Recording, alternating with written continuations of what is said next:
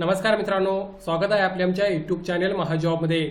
मित्रांनो, महाजॉबच्या आजच्या एपिसोडमध्ये आपण एका नवीन महत्त्वाच्या भरतीबाबतचा अपडेट या ठिकाणी घेत आहोत, ज्यामध्ये महाराष्ट्र शासनाच्या अंडर येणाऱ्या कामगार विभागामार्फत सरळ सेवा भरती अंतर्गत एक नवीन जाहिरात प्रसिद्ध करण्यात आलेली आहे। सकाळीच याबाबतची मित्रांनो न्यूजपेपरमध्ये जाहिरात आलेली होती, मात्र सध्या आपल्याकडे डिटेलमध्ये जाहिरात अवेलेबल आहे, ज्यामध्ये पद कोणतं आहे, त्यासाठी लागणारी पात्रता कशी आहे, एक्झाम कशा प्रकारे प्रोसेस होणार आहे, याची सर्व माहिती आता आपल्याकडे अवेलेबल आहे।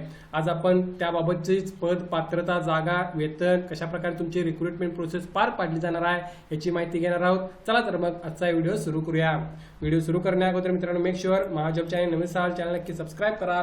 जॉब रिलेटेड डेली अपडेट देण्याचा प्रयत्न मी या ठिकाणी करत असतो। निरीक्षक, लेखापाल, लघुटंक लेखक सारखी विविध पदे मित्रांनो या ठिकाणी भरली जात आहेत। पे स्केल सुद्धा चांगला आहे, तुम्ही नक्की या ठिकाणी प्रयत्न करणे आवश्यक आहे।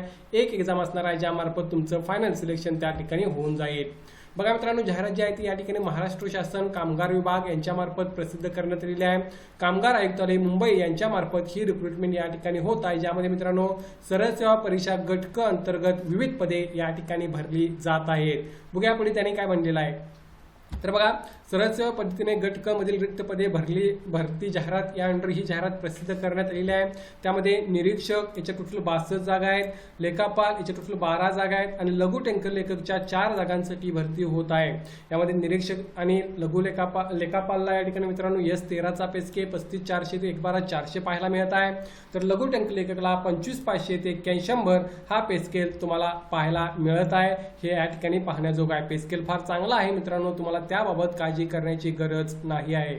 आता नोटिफिकेशन मध्ये मित्रांनो आपल्याला जिल्हानिहाय जागांचे विश्लेषण आणि कॅटेगरी वाईज जागांचे विश्लेषण सुद्धा अवेलेबल आहे, तेही तुम्ही पाहू शकता। ते कशा प्रकारे दिलेले आहे तर तुम्ही या ठिकाणी बघू शकता। सुरक्षा रक्षण मंडळ, बृहन्मुंबई आणि ठाणे जिल्हा यासाठी ज्या आहेत 7 जागा आहेत निरीक्षकच्या। अशाच प्रकारच्या जागांचं विश्लेषण त्यांनी इतर पदांसाठी आणि इतर जिल्ह्यांसाठी सुद्धा दिलेलं आहे। दुसरं एक्झाम्पल घ्यायचं झालं तर पुणे जिल्हा सुरक्षा रक्षक मंडळ पुणे या ठिकाणी 2 जागा तुम्हाला पाहायला मिळत आहेत निरीक्षक पदाच्या। सो अशा प्रकारे प्रत्येक जिल्ह्यासाठी त्यांनी जागांचं विश्लेषण दिलेलं आहे। तरी मित्रांनो, तुम्हाला अप्लाय करताना कॉमन मध्येच अप्लाय करायचं आहे। सिलेक्शन झाल्यानंतर तुम्हाला प्रेफरन्स त्या ठिकाणी द्यायचा आहे, ज्यामार्फत तुमचं लोकेशन वाईज सिलेक्शन होणार आहे। त्यामुळे सध्या अप्लाय करताना तुम्हाला कॉमन मध्येच करायचं आहे, हे फार महत्त्वाचं आहे। सिलेक्शन झाल्यानंतर तुम्हाला प्रेफरन्सनुसार तुम्हाला त्या ठिकाणी तुमचं जॉब लोकेशन मिळेल, ही फार चांगली गोष्ट आपल्याला म्हणता येईल। मात्र तरी जागांचं विश्लेषण तुम्हाला हवं असेल कॅटेगरी वाईज तर तुम्ही ते नोटिफिकेशन मध्ये पाहू शकता। पुढे बघा, यासाठी लागणारी अर्हता काय आहे, फार महत्त्वाची गोष्ट आहे। ज्यामध्ये शैक्षणिक अर्हता निरीक्षक पदासाठी, या पदासाठी मित्रांनो गट क संवर्गाकरिता मान्यताप्राप्त विद्यापीठाची पदवी किंवा महाराष्ट्र शासनाने पदवी समतुल्य म्हणून मान्य केलेली अर्हता कोणती पदवी असेल तर तुम्ही या ठिकाणी अप्लाय करू शकता निरीक्षक पदासाठी। लेखापालसाठी वाणिज्य शाखेची पदवी पाहिजे आणि कमीत कमी 3 वर्षाचा अनुभव त्यांनी या पदासाठी मागितलेला आहे। त्याचबरोबर लघुलेखकासाठी कोणतीही पदवी कोणत्याही विषयातील असेल तरी चालेल आणि त्याचबरोबर इंग्रजी व मराठी लघुलेखन 80 शब्द प्रति मिनिट या अर्हतेचे शासकीय वाणिज्य प्रमाणपत्र परीक्षा उत्तीर्ण आणि मराठी टंकलेखनाचा वेग 30 शब्द प्रति मिनिट आणि इंग्रजी टंकलेखन 40 शब्द प्रति मिनिट असणे आवश्यक आहे अर्ज करण्यासाठी। सो थोडक्यात सांगायचं झालं तर निरीक्षकला कोणतीही पदवी, लेखापालला वाणिज्य पदवी आणि 3 वर्षाचा एक्सपिरियन्स आणि लघुटंकलेला कोणतीही पदवी आणि शॉर्ट हँड प्लस टायपिंग तुमचं त्या ठिकाणी असणे आवश्यक आहे, दोन्ही मराठी इंग्रजी अर्ज करण्यासाठी। पुढे बघा, या ठिकाणी मित्रांनो वयोमर्यादा काय राहणार आहे जी तुम्हाला कॅल्क्युलेट करायचं आहे 11/6/2026 रोजी। यामध्ये निरीक्षक, लेखापाल, लघुटंकलेला कमीत कमी तुमचं जे मिनिमम एज आहे ते 19 असणे आवश्यक आहे, तर मॅक्झिमम एज ओपनसाठी 38 वर्ष राहील, मागासवर्गीयांना 43 वर्षापर्यंत राहणार आहे।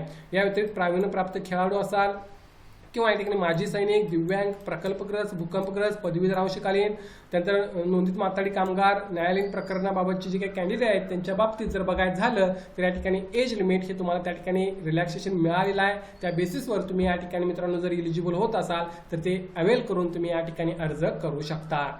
पुढे बघा, यासाठी मित्रांनो परीक्षेचे टप्पे कशा प्रकारे असणार आहेत, फार महत्त्वाची गोष्ट आहे। आपण जी शैक्षणिक पात्रता आहे ती पाहिलेली आहे, त्यानंतर तुम्हाला तयारी कशा प्रकारे करायची आहे ते एक वेळ बघून घ्या।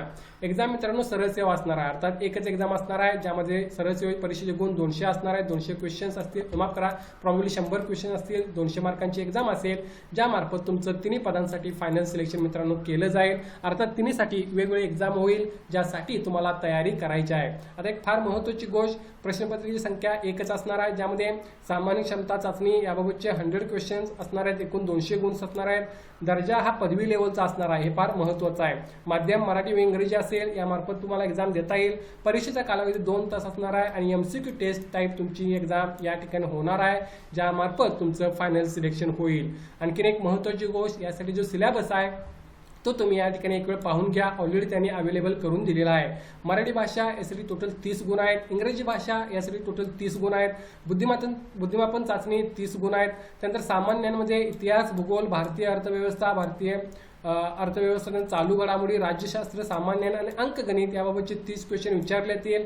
आणि सर्वात महत्त्वाचा टॉपिक असणार आहे 5वा, जो टेक्निकल असणार आहे, ज्यामध्ये अधिनियम, विविध कामगार कायदे, महाराष्ट्र खाजगी सुरक्षा रक्षक नोकरीचे नियम व कल्याण अधिनियम, त्यानंतर 1981 व महाराष्ट्र माथाडी हमाल व इतर श्रमजीवी कामगार नोकरीचे नियमन व कल्याण याबाबतचे 80 क्वेश्चन किंवा 80 मार्क तुम्हाला मित्रांनो असणार आहे. टोटल 40 क्वेश्चन याबाबतचे असणार आहेत. फार महत्त्वाचा टॉपिक तुमचा असणार आहे, ज्यासाठी तुम्हाला तयारी करायची आहे. जे पहिले 3 किंवा पहिले 4 तर नॉर्मल सब्जेक्ट्स आहेत, ज्यासाठी तुम्ही तयारी करतच असाल. 5वा सब्जेक्ट नवीन आहे, ज्यासाठी तुम्हाला स्पेशल तयारी करावी लागेल. टोटल 200 मार्कांची एक्झाम ही या ठिकाणी असणार आहे. त्यानंतर बघा, या ठिकाणी मित्रांनो अप्लाय करण्यासाठी जी फी आहे ती कशा प्रकारे घेतलेली आहे. TCS मार्फत ही एक्झाम या ठिकाणी घेतली जाणार आहे मित्रांनो, ज्यामध्ये परीक्षा शुल्क मागासवर्गीय 1000 रुपये, मागासवर्गीय अधुगरसाठी 900 रुपये फॉर्म फी आकारलेली आहे. ऑनलाईन अर्ज करताना तुम्ही फी त्या ठिकाणी भरू शकता. त्यानंतर बघा, यासाठी अप्लाय करण्यासाठी 13/5/2026 पासून सुरुवात होत आहे. 11/6/2026 पर्यंत तुम्ही यासाठी जे आहे ते ऑनलाईन अप्लाय करू शकता. ऑनलाईन अप्लाय करण्यासाठी तुम्हाला वेबसाईटला व्हिजिट करायचं आहे, ज्याची लिंक मी डिस्क्रिप्शनमध्ये मेन्शन करेन. फार चांगली संधी आहे मित्रांनो, तुम्ही नक्की या ठिकाणी प्रयत्न करणे आवश्यक आहे. या भरतीबाबत काय डाऊट असेल तर कमेंट करून विचारा. तुम्हाला काही क्वेश्चन असतील तर नक्कीच तुम्ही ते कमेंट करून त्या ठिकाणी विचारू शकता, त्याची उत्तर देण्याचा मी प्रयत्न करेन. याबाबत जो टेक्निकल सब्जेक्टचा सिलेबस आहे त्याबाबतचे जे काय नोट्स वगैरे अवेलेबल असतील तर तेही मी तुम्हाला त्या ठिकाणी प्रोव्हाइड करेन. व्हिडिओ आवडल्यास नक्की लाईक करून चॅनलला सबस्क्राईब कराल आणि अशाच प्रकारचे डेली अपडेट मिळवण्यासाठी चॅनलला सबस्क्राईब करून घ्या. येणाऱ्या काळात भरपूर जाहिराती प्रसिद्ध होणार आहेत, त्याचे सर्व अपडेट्स तुम्हाला आपल्या चॅनलवर या ठिकाणी पाहता येतील. धन्यवाद.